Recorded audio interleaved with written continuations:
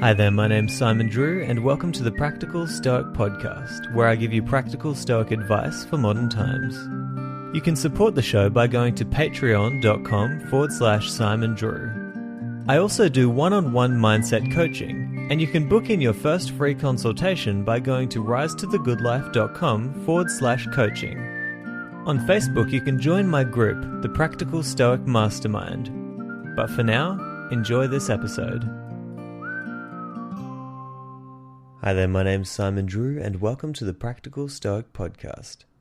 And in today's episode, I've got a really awesome guest for you guys, and his name is Dr. James Kelly. And he hasn't necessarily studied Stoicism like some of our guests. However, he absolutely has used Stoic principles in his life, as you will hear in this awesome interview. And I'll give you guys a bit of a rundown of exactly who James is. So Dr. James Kelly is the author of The Crucible's Gift, 5 Lessons from Authentic Leaders Who Thrive in Adversity. His journey from a humble home in Portland, Oregon, to earning his PhD and living near Dubai with his wife and 4 children is full of adversity. Whether it's on his podcast, Executives After Hours, or giving a keynote speech at a conference, James loves to dive deep and share stories of how and why leaders need crucible moments to be a better version of themselves.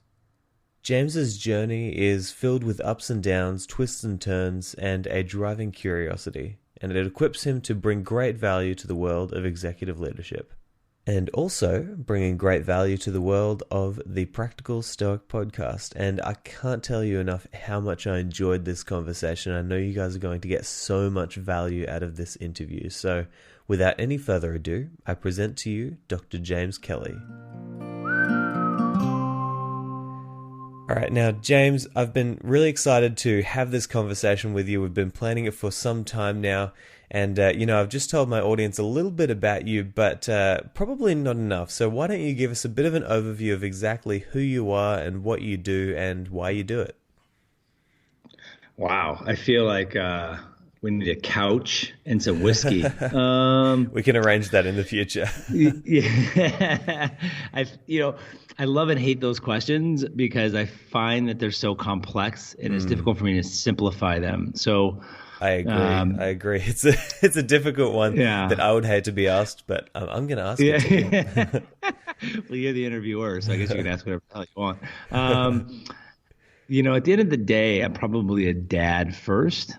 I'm a dad. I've got 4 kids from 10, 8, 5, and 3. The 3-year-old is for sale.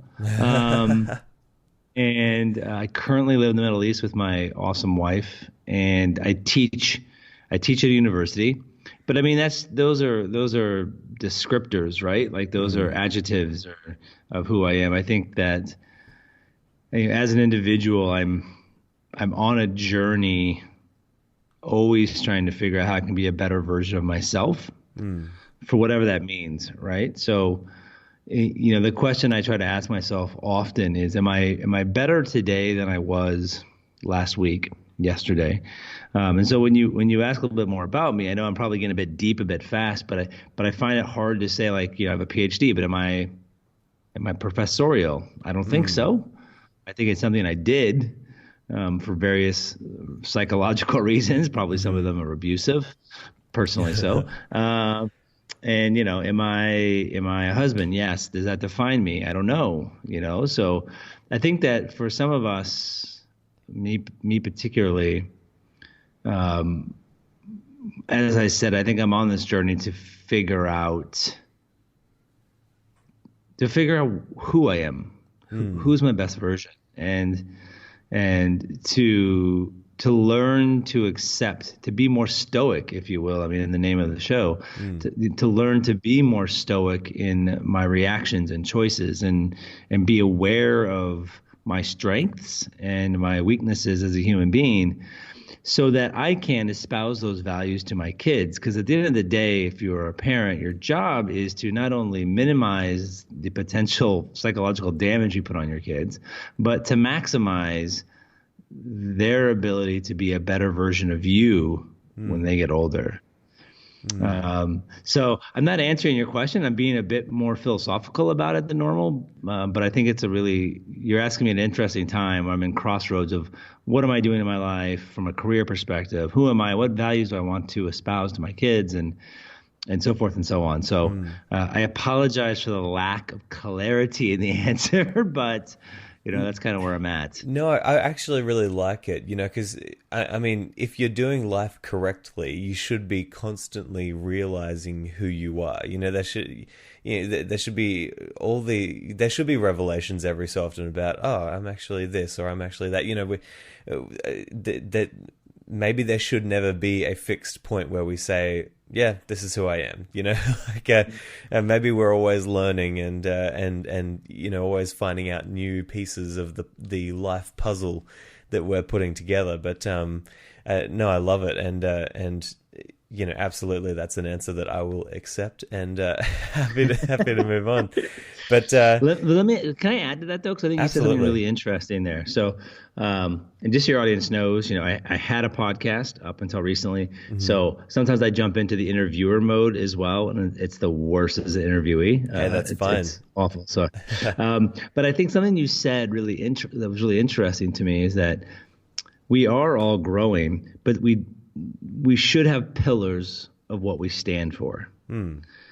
And, that's your core values. But beyond that, how do you expand those values to incorporate things such as, for example, minimizing judgment? We all judge, most of us at least. So how do you minimize that? How do you learn to be less judgmental? Or how do you learn to be more present? But do I still have my core values? Absolutely. But how do I learn to be a better version of those values? Yeah, that's it. Yeah, always finding that updated system to I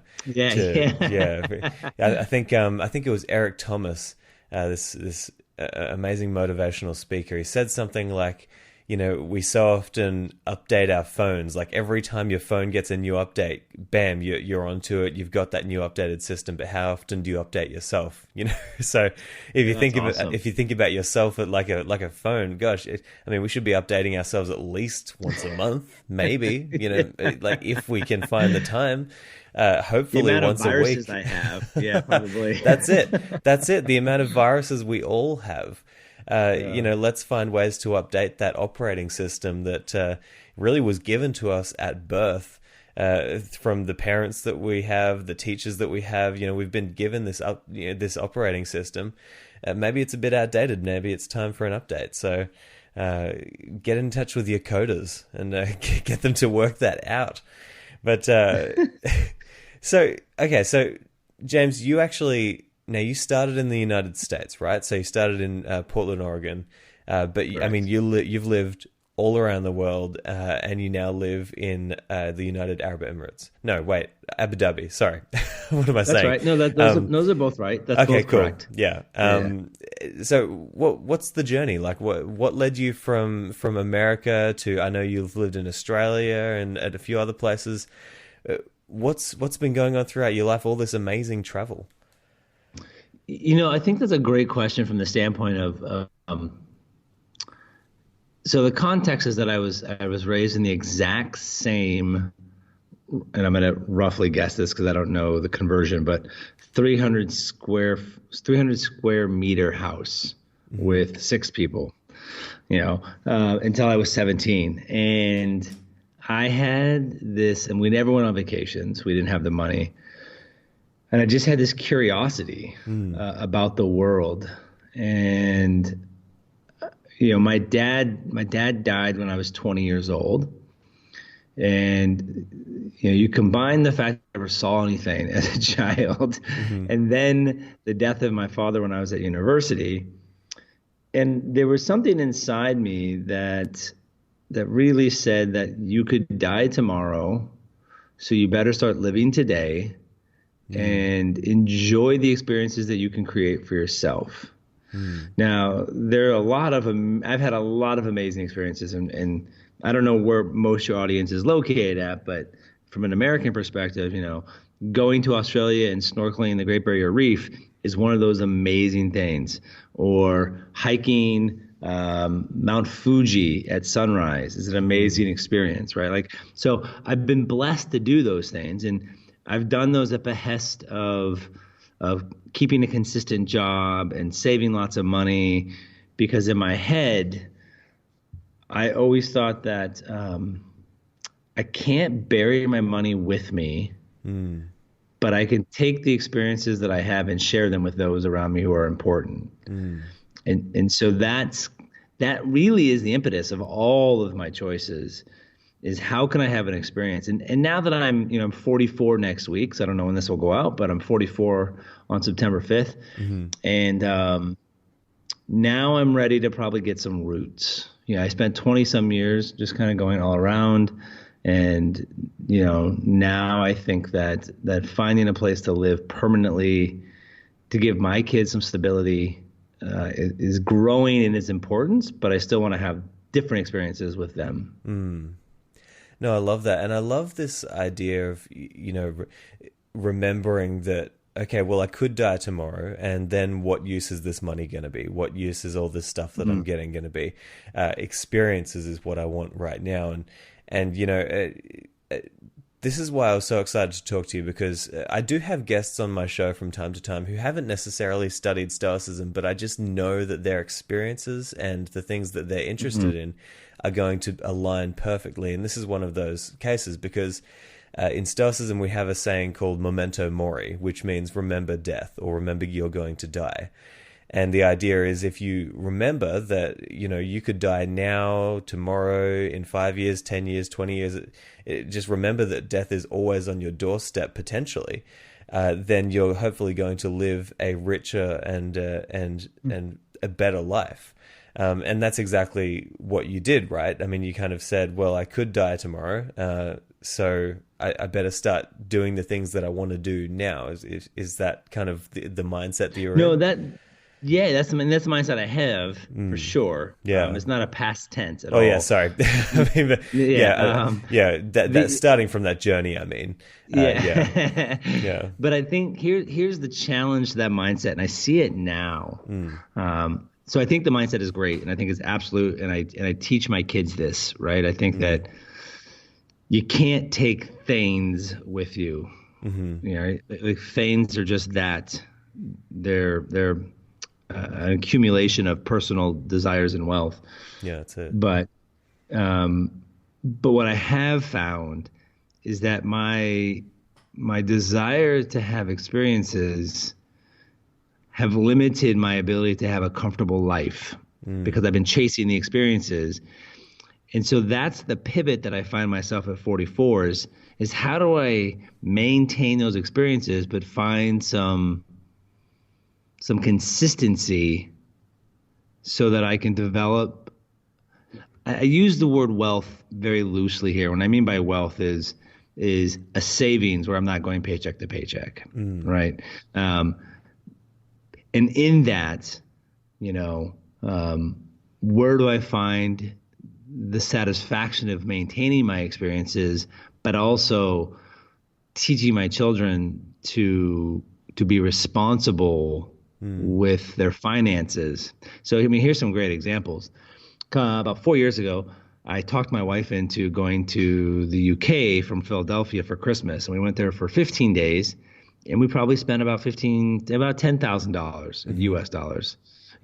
For accounting for current Australian inflation, that's probably about 15 to 17,000 Australian dollars. Yeah. And her thought was, we could have saved that money and put that in retirement. My thought is, we can't be buried with that money, so who really cares? Yeah. So that's an example where her and I have different philosophies, and she always appreciates the experiences, but she's torn between making us uncomfortably financially and having the experiences at the same time. Another example is, this summer, in fact, last summer, sorry. So 2018 summer, was it 18 or 17 summer? Sorry, 2017.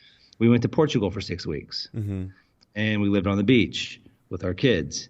Now, we could have stayed in the UAE and saved all this money, but instead we went there. This summer, we drove 11,100 kilometers across the U.S.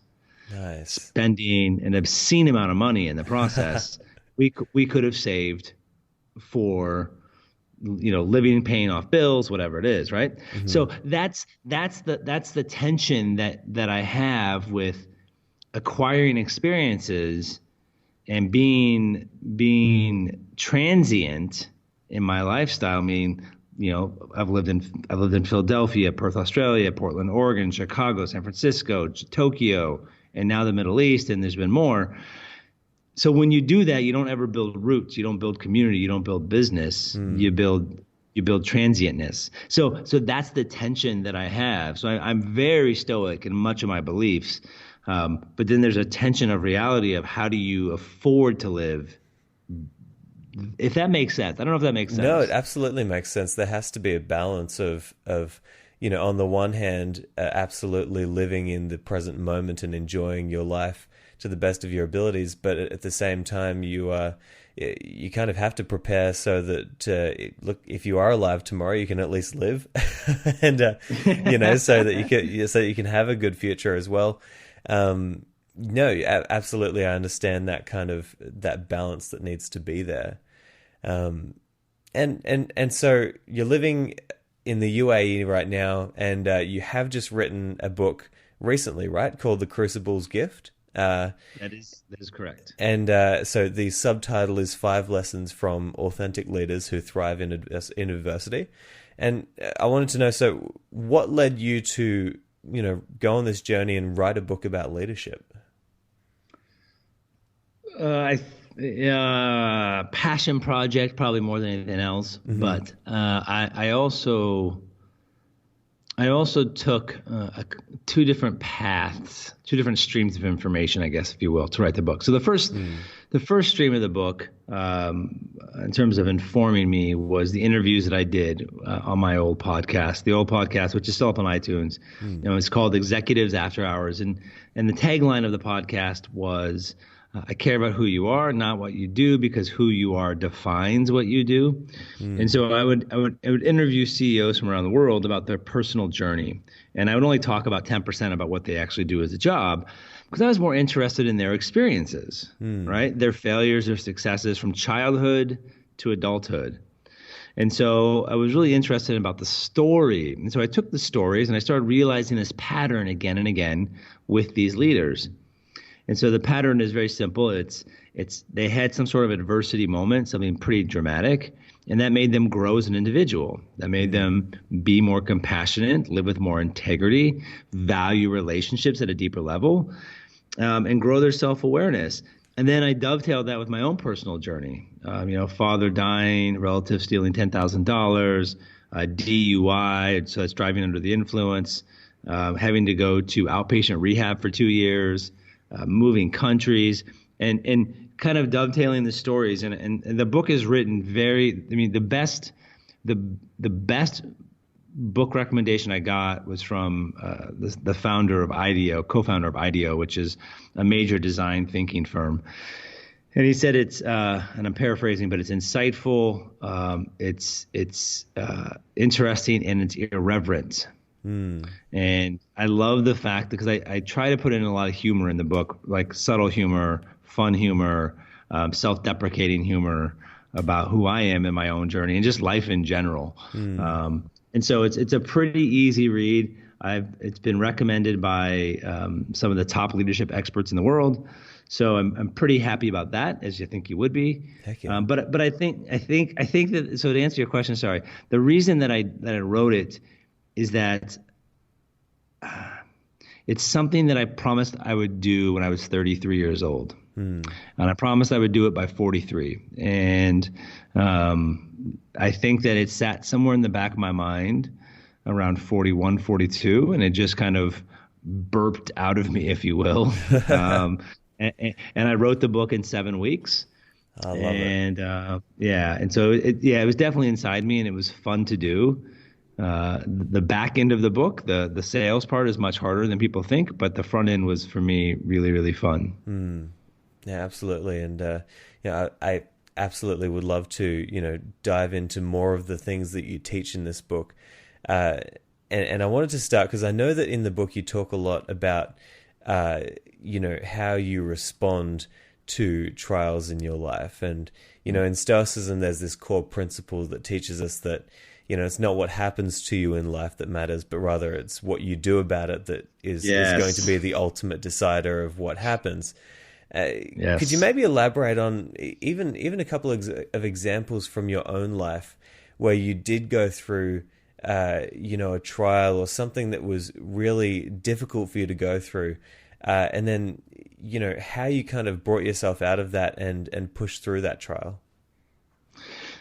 Yeah, absolutely. So in the book, I'm very clear that there were two types of people I interviewed: people who let adversity define them, and those that defined adversity for themselves.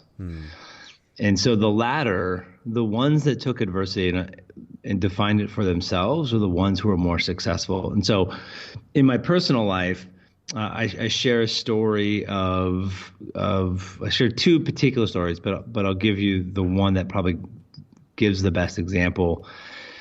Is when I was 24, I got a driving under the influence, and I forget, what is it called in Australia? Is it the same thing? Yeah, it's basically the same thing. Yeah.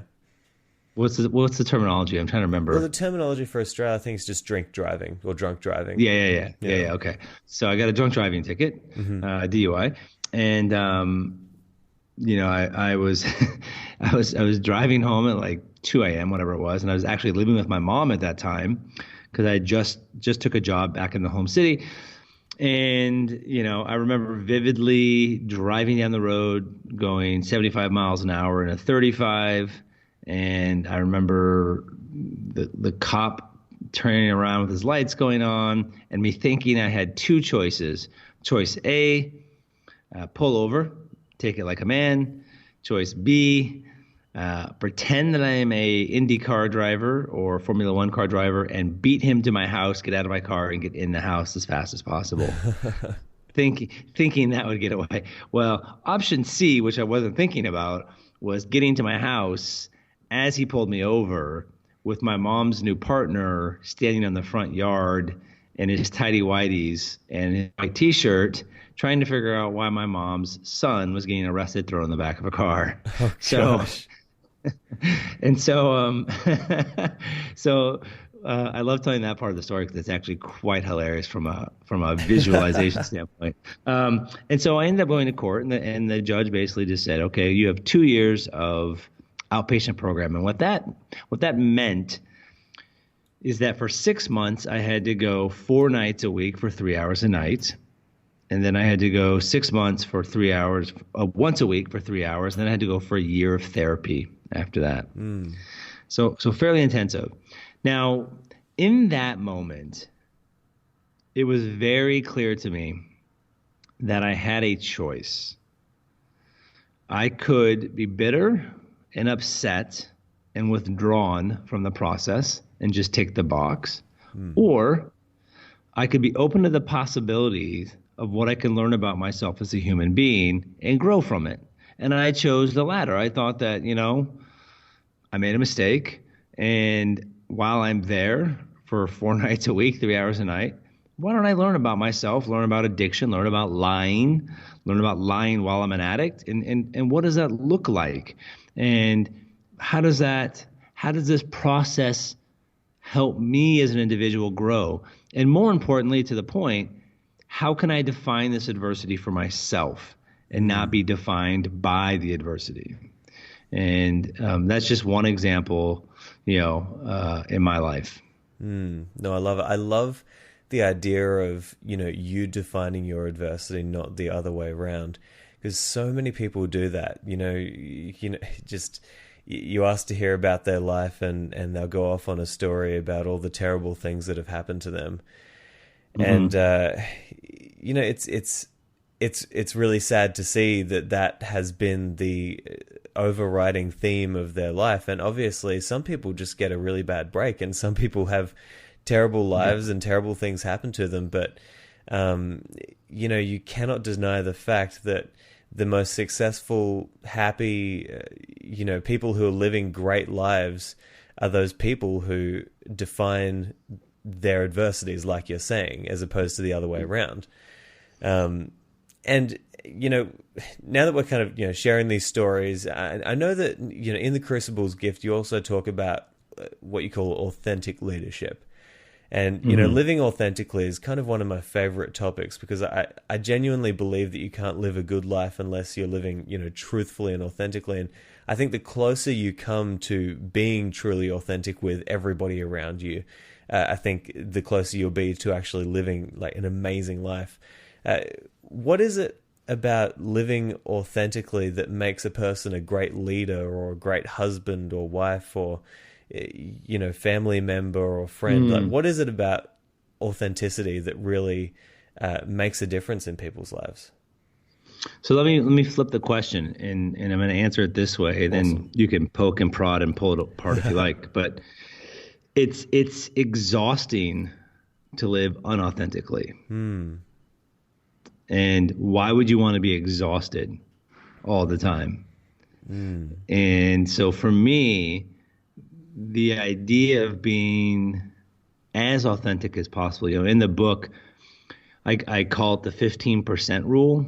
And I say that, we all have to figure out where our baseline authentic self is. We're all a little bit different. We all have different ideals of what this looks like to ourselves. But figuring that out, getting that baseline, we should be able to turn it up and turn it down, right? But if you can stay within that 15%, you're doing your best to marry your public and private self. And your public self is how you act outside your house. Your private self is kind of how you act with like maybe your wife or your other family members, more natural, less guarded, right? But the closer we can make those two, the happier you're going to be and the less exhausted you're going to be when you go to public events or you're at work or whatever you're doing. But it allows you to just be okay with yourself. It's just so much easier. Like, I still struggle with self-doubt, self-confidence, but that's less about being authentic and more about being real and vulnerable. And that is part of my authenticity, right? I'm a vulnerable person. I'm transparent. That's mine. Yours might be easygoing, unjudgmental, right? Like, these could be your major pillars for your authenticity. We all have them in different capacities. And so as a leader, what I always have found is that as a follower, you can sniff it out when a leader's not being real, not being genuine.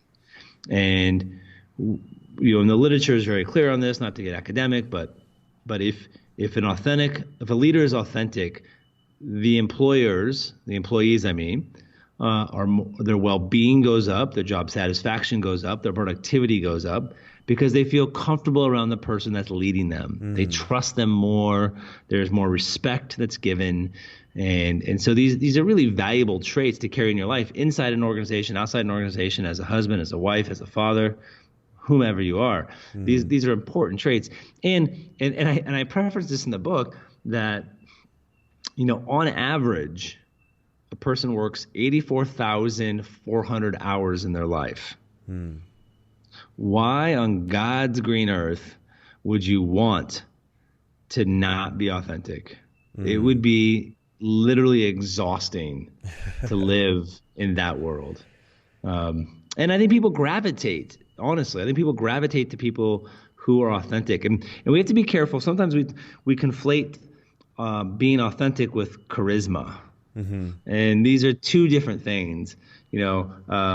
Currently the U.S. president is charismatic, but he is also cancerous, right? So like, he uses his charisma for power, but he abuses that charisma to get what he wants. And so people think he's authentic. He's charismatic. There's a difference. And so just, I like to preference that. No, I like that. I think that's a really important difference to make. And I kind of wanted to ask a question that might be kind of difficult to answer, but, it's also important to think about those kinds of people who say, they go to work and they're just a jerk, or, like they don't treat people kindly. And then you might be like, well, what are you doing? And they're just, well, this is just me. It's just who I am, like what if people use this guise of authenticity to just, maybe they are just authentically a jerk, but what if they use this as an excuse to be a jerk? Do you know what I mean? Yeah. So the way in the book, I purposely don't directly define authenticity because I believe that we all have to figure out what that means for us. Mm-hmm.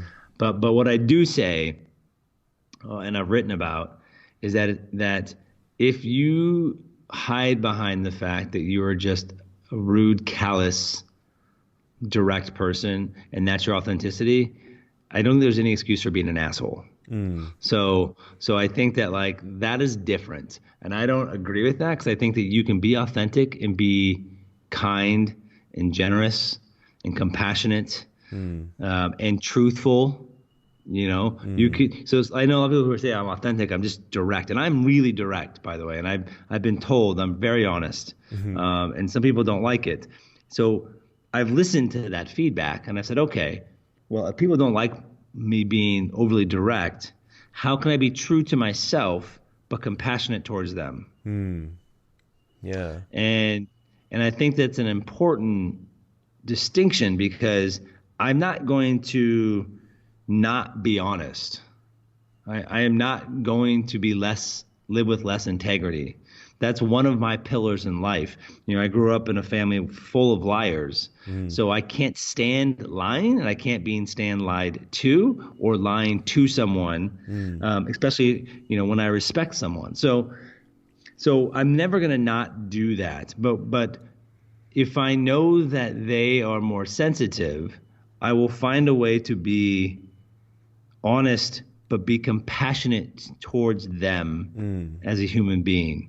And you can be both. And so I think that that's being authentic. You're being yourself, but you're also being, as I said, you're thinking of the other person's well-being, right? And so when people hide behind being authentic and they're a bull in a china shop, they're not, in my version of authenticity, in my mind, in my vision, they're not being authentic. They're just being an ass because they think they can hide behind that. But when you're hurting people and being destructive and dismembering people's self-confidence, that's not cool. It's not cool. So for me, I totally hear you, and I hear people say that. I just think it's complete BS.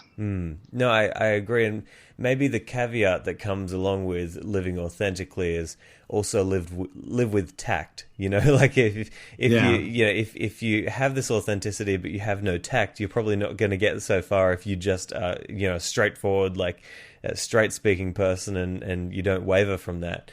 But if you live authentically and you have compassion, you have amazing communication skills, which we should all develop, then that's maybe the overlap that needs to happen. But but I think you can be a straight shooter and be authentic, but you can be a straight shooter in a compassionate way. Absolutely, yeah. Here's a great example, tactic that I love to use, right? So.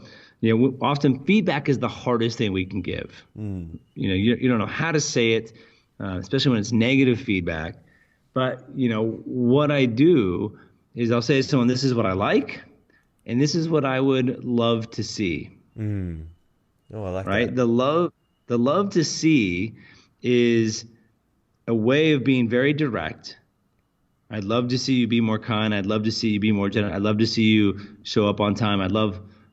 And you're saying what you want to say, but you're not saying it in an abrasive way because who's going to argue with love to see, right? So I'm using words in a powerful way to empower the other person, not break them down and be judgmental. I'm saying, listen, I'd love to see you be here on time because when you're on time, these things happen. Or I'd love for you to be present in the meeting. I'm not saying, hey, you need to be in the meeting on time. You need to be present.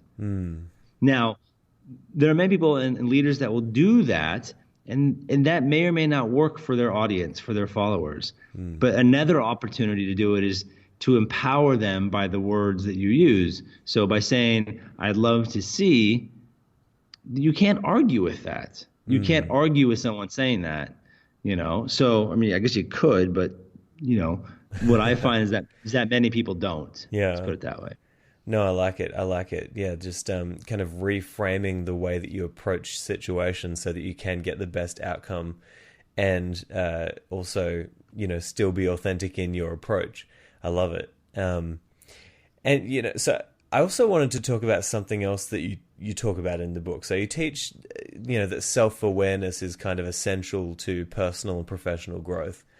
And this is something that I'm very interested in. I did a recent episode where I was kind of talking about the things that I don't know, because you look back at who you were, a few months ago, a few years ago, and you realize that you know so much more than you used to. But there are things that I don't know now, but I don't know what I don't know. And so how do I know how do I come to know? It's like this cycle. It's like, oh my gosh, how I'm such an idiot right now, but I know that I'm just going to keep on growing and learning new things. But it's kind of the same with self-awareness. Like, how do you develop that self-awareness if you don't have it? Like, how do you have any steps or tips that you can give my audience that can teach us about, like, how do you develop this true self-awareness? So self-awareness is really, you can ask any executive coach, anyone who works with leaders. It's one of the hardest things to teach individuals. It's not easy. And some people don't want to hear it. Some leaders think they're the most in tune person ever with themselves, even though 12 different people might tell them the exact same thing. So some simple tactics, that I use. I do mindfulness body scans. And I know that sounds weird, but if you're in touch with your body, aches, pains, what feels good, whatever, that allows you to grow self-awareness internally first, right? Learn to read your body. From a personality standpoint, the real key, honestly, that I find is you can do a couple of things. One, you could journal, right? You can ask yourself the questions such as like, how am I feeling today? What am I thinking today? What emotions are present, right? Reflecting on those emotions. But the other way that I think is really impactful, and this requires a level of trust, is to ask for feedback. And people have a hard time with this, and there's pushback when I say this, right? So a leader might say, I ask for feedback all the time, and all I get is crickets. Well, that's feedback in itself. And so if the people around you aren't willing to give you feedback, that means they're scared of you. They're threatened by you. They're worried about their jobs, their positions, your judgment of them, if they're being honest with you. And so in that is feedback in itself that might tell you something about you. And, I think that's a really important thing. But if you do foster a healthy environment and you are vulnerable and you admit to the people around you that you have fallibility and that you need help, it's amazing what happens, and, I maybe am making it sound like utopia, but I would argue that if you have the right people around you and you say to them that you're struggling with something and you need help, many people will help you. Innately, human beings are fairly compassionate and at least empathetic at the very minimum. And so if you're in the right organization or you have the right community around you, people will lift you up if you let them. Often we won't let people lift us up because of our pride, our fear. These are two big things that get in the way: fear of judgment, fear of weakness, and so if you can shelve your fear, there's a saying that I have that is, don't let fear conquer you, conquer fear. And when you feel like you're running from something, you need to sometimes pause and ask, what is it you're running from? Why are you running from it? And is it an emotional fear? And if it is an emotional fear, a fear of rejection, a fear of failure, that's the time to lean in. That's the time to go towards the fire, not away from the fire. And that's a hard thing to do, right? Like, that's a hard thing to do. It's a hard thing to do. Oh, to move towards the pain the painful thing, the thing that you least want to look at. I often, say to. But is growth easy? I mean, if it was easy, we'd all be involved human beings, right? So, but many of us are not evolved human beings. So I didn't mean to cut you off, but I think you're absolutely right. But that's okay, and it's okay to be okay with the fear. Yeah, and I think that's the big thing, is that it's, and correct me if I'm wrong, because you're much more of a student in this, but part of Stoicism is acknowledging what's in front of you and making the choice based on the options that you have. Absolutely. Right? Yeah. And so that's the acknowledgement in the process of, yep, I'm scared. What am I really scared of? Is it failure? Is it rejection? Okay, why am I scared of it? And what choice do I have? If I run away, what happens? If I go towards it, what could happen? So it's just having that honest conversation. But you're right, not easy at all. And the annoying thing about life is the things that you least want to do are probably the things that you most should do. That's what's so uncomfortable about this. And so, yes, I mean, you for example, I mean, you get up in the morning, you say, well, I could press the snooze button, or I could get up and put on my shoes and go for a run.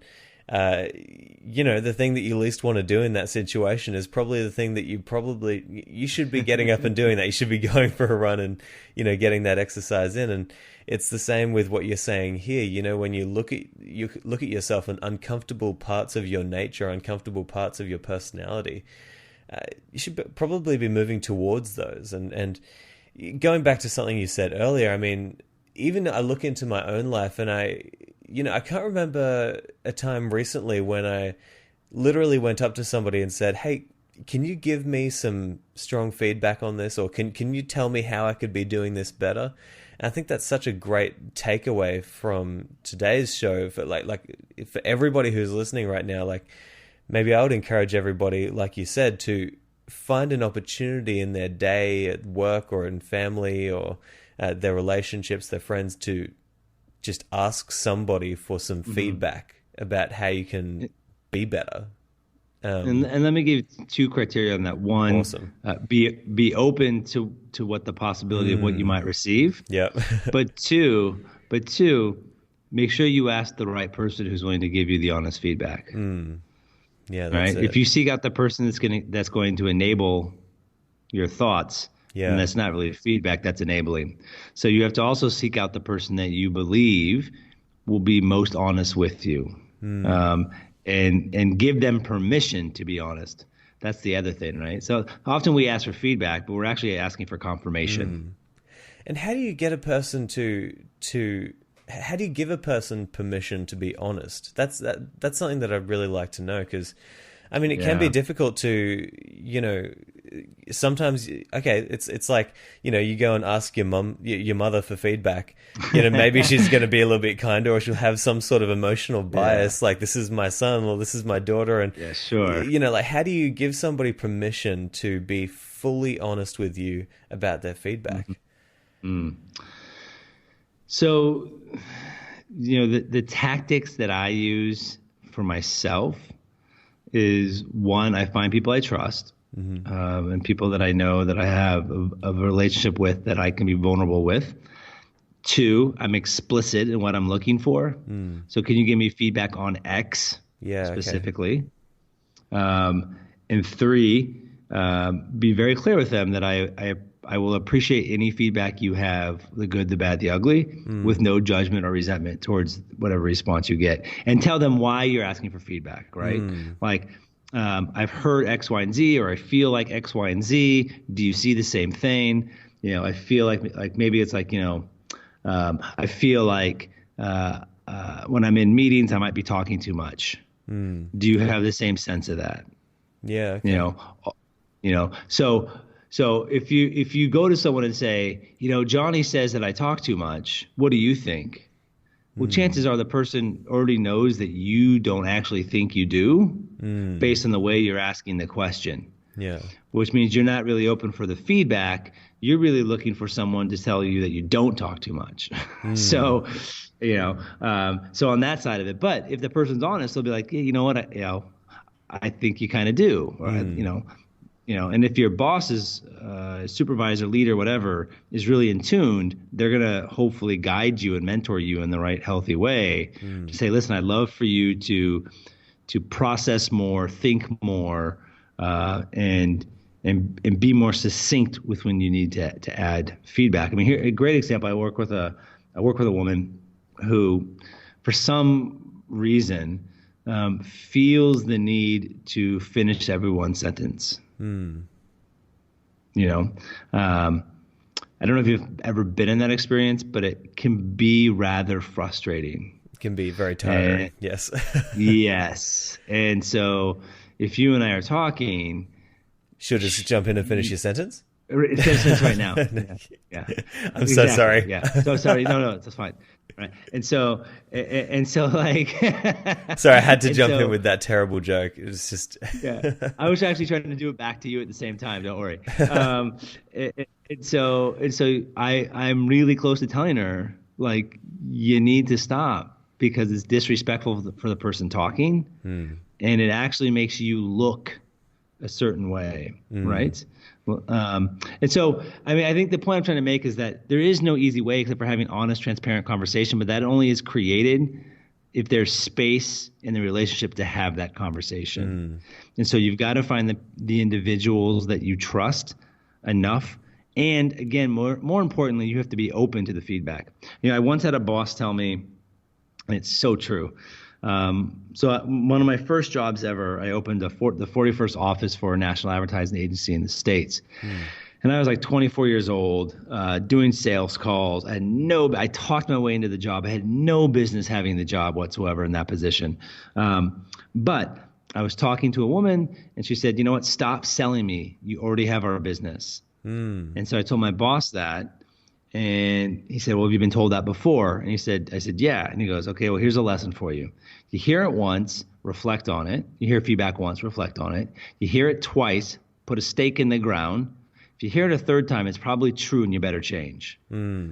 So basically what he's saying is that if you keep hearing the same theme, it's going to be true. And you need to be open to the possibility that you need to make changes based on the feedback that you are hearing. And so that's another thing that people to think about. If you've heard the same thing from more than one or more than two or three people, then it's probably true. And that's another sense of an ability, if you can, to reflect, to be self-aware of like, okay, maybe I do. Especially if you hear something once, right? Like, we often hear people give you feedback and you might say like, well, that can't be true, right? Like that's a one person off.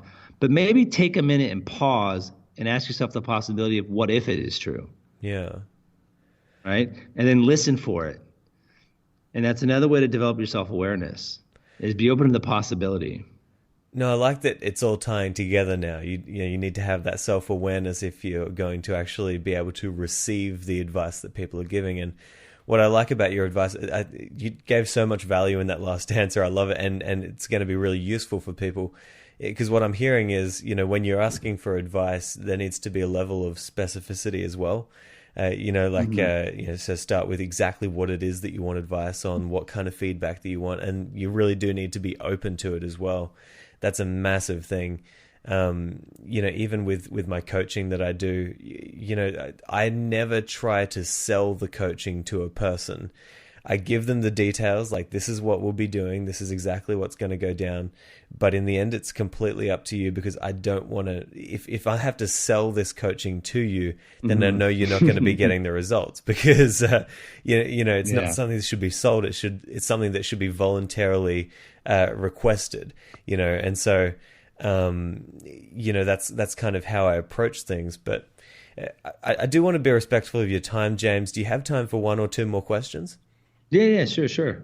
Awesome. So I did want to talk about something that you also talk about in your book, and I've heard you talk about before, which is that, writing or thinking about your own eulogy can be helpful as a leader. And this is kind of going back to the idea of memento mori, remember you're going to die. But do you have any sort of specific way that you think about this? Any sort of I want to say program, Yeah. but like some steps that you would go through to kind of think about your eulogy and then use that to better your life? So there are two ways. I've asked this question with a bunch of leaders, and there are two different ways. One, you can write, what do you want your tombstone to say, or your headstone?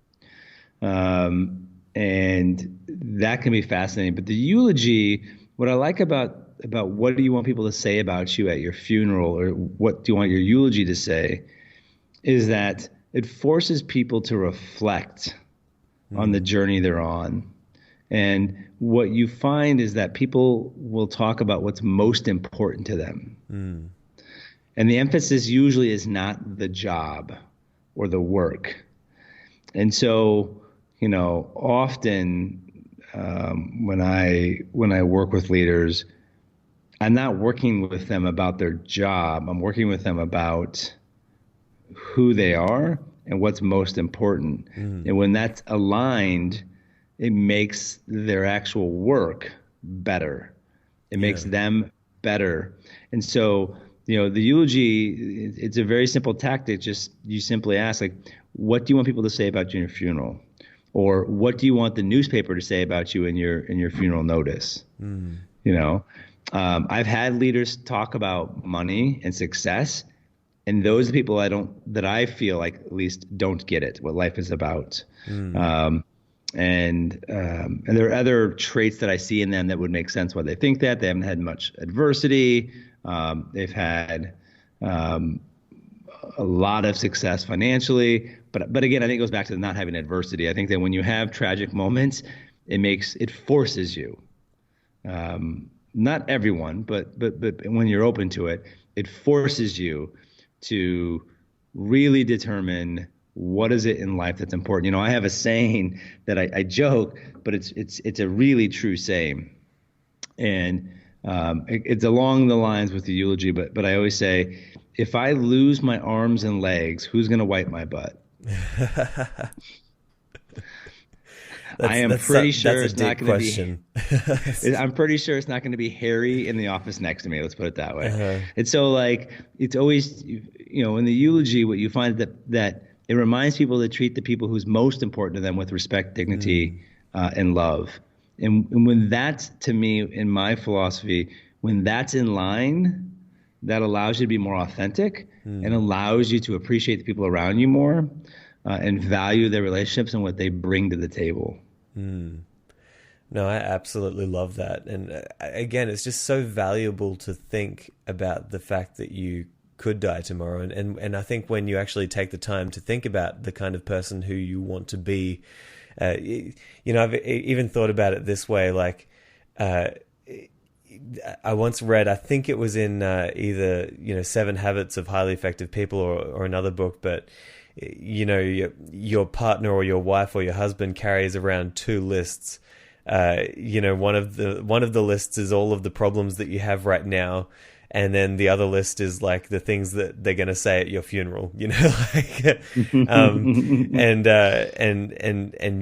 too often focus on the things that are wrong right now, but from our personal standpoint, I can see how it's so valuable to think about those things that are wrong right now and think, okay, what do I want people to say at my funeral? And then let's move in that direction. Let's move away from these things that are probably on their minds right now that are my problems. But, I've absolutely loved this conversation, James, and you've been giving us so much value. I just have one more question, and then I'll give you an opportunity to share where people can find you and get your book and everything. This is one of my favorite questions, and so it can be a bit fun as well. But if you could send one text message to every single person in the world, what would that message say? Oh, geez. I know it's a heavy one. Do I get like a semicolon? You get a semicolon, yeah. You can have as many as you want. One text message. And I appreciate that you're taking the time to think about this, because it is a big question. Well, let me ask a qualifier. Is it everyone I know or just everybody in the world? The ultimate message that you would send to them. All right.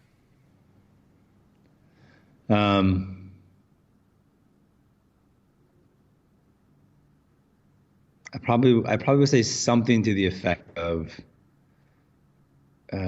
be kind and generous to those that have less than you, and respect those that have more, but be okay with who you are on your road. I love I'm making it. this up. No, So, absolutely. yeah. No, I love it. It's got everything that you want in a good, positive message for everybody to follow. I love it. Yeah. And There's a guy, Tim Mitchin. I don't know if you know who Tim Mitchin is. He's an Australian, but he lives in the UK now, and he you should Google him. He's awesome. He's a singer, songwriter, comedian, very witty. But he did the commencement speech at University of Western Australia in 2013. And one of the things he said, and he's this guy with long, like red, ginger hair with some dreads in it, and not who you would think would give a commencement speech at a tier 1 institution. But he said, he's made, and I 100% agree with this, he's made business decisions based on how the people he is with, how they treat the waiters at the restaurant. I love that. Yeah. And I just think that's such a great barometer of how you respect people who have less than you.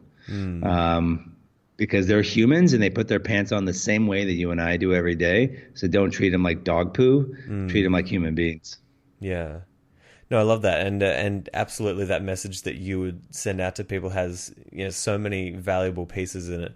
And I also want to, maybe expand a bit on that last idea of being happy with where you are on your road. I think that's something that I try to push in my podcast as often as possible is, yes, we have to have that, the self-scrutiny of, okay, I want to make my life better. I want to make my life better for the people around me as well. But also there needs to be that self-kindness, which is what the Stoics teach, which is I'm happy with where I am right now. And this is the only place that I can be right now. This is the only place I'm going to be right now. So let's come to terms with that and be happy with, this moment, this person who I am, because that's the fact. That's where you are. And I love that ending message as well of, being happy with where you are on your road. And I talk about that in my book, in the compassion chapter, about not only compassion for others, but self-compassion for yourself. Like be able to forgive yourself for whatever misgivings you hold up to yourself, whether it's weight, looks, perfectionism, whatever it is, right? Have some self-compassion and just be okay with who you are. Yeah. I think it's important. It's really important. And it's hard, but yeah. It's difficult. But it's something that we all need to work on just as much as we work on everything else. But, I think that's a beautiful place to leave this interview. And I want to give you the opportunity. Where can people go from here? How can they follow you? How can they see what you're up to? And where can they get your book? Yeah, so awesome. Thanks for the opportunity. I really appreciate this, Simon. It's been awesome. Get the book. You can get it on Amazon. You can get it on Barnes & Noble. I don't know if those are actually in Australia. Kindle. The audio version hopefully will be out later this fall. You can also just go to my website at Dr. James Kelly. So that's Dr. James Kelley. And you can get the book there. You can also get a free chapter of the book, the introductory chapter, as well as a companion piece where I walk you through some of my philosophies around relationships. That's in the book, how you value them and why they're important. And that's where you can get on my blogs and vlogs and blah, blah, blah. It's all there. Awesome. Well, I'll put all the links there in the show notes so people can go out and get that. And again, thank you so much for coming on the show, James. I appreciate it. And I've had a great time, and I know you've dropped a lot of value here for my listeners, and hey, we'll have to have you back in the future. I'd love to. And thank you for your time, energy, and willingness to have me on your show. Love it. I'll talk to you again soon. Ciao. All right, so there you go, my interview with Dr. James Kelly, and I think you guys will absolutely agree that there was so much value in that interview, and I'm going to have the links to where you can buy his book, The Crucible's Gift, and also to his website in the show notes. And so you can go there and follow him and see what he's up to as well, and grab the book as well. And I do want to, before I end the show, I want to emphasize that if you guys have any recommendations for who you'd like to hear on the podcast, please just hit me up with an email or a message, or go in the Facebook group and let us all know, because I would love to have more people on the show as we go forward into the future. And anyone who you want to hear is somebody who I want to interview. So let's make that happen. But anyway, I hope that you've enjoyed this interview, and I'll talk to you next time. But until then, I hope that this episode has helped you on your rise to the good life. Ciao. Thank you so much for listening to this episode of the Practical Stoic Podcast. I hope it's been valuable for you. And if you'd like to support the show, then you can go to patreon.com/Simon Drew. If you'd like to try mindset coaching with me, then you can book your first free consultation by going to risetothegoodlife.com/coaching. To join the community, just go to Facebook and search for the Practical Stoic Mastermind. The links to all of these places are included in the show notes, but for now, this is Simon Drew signing out.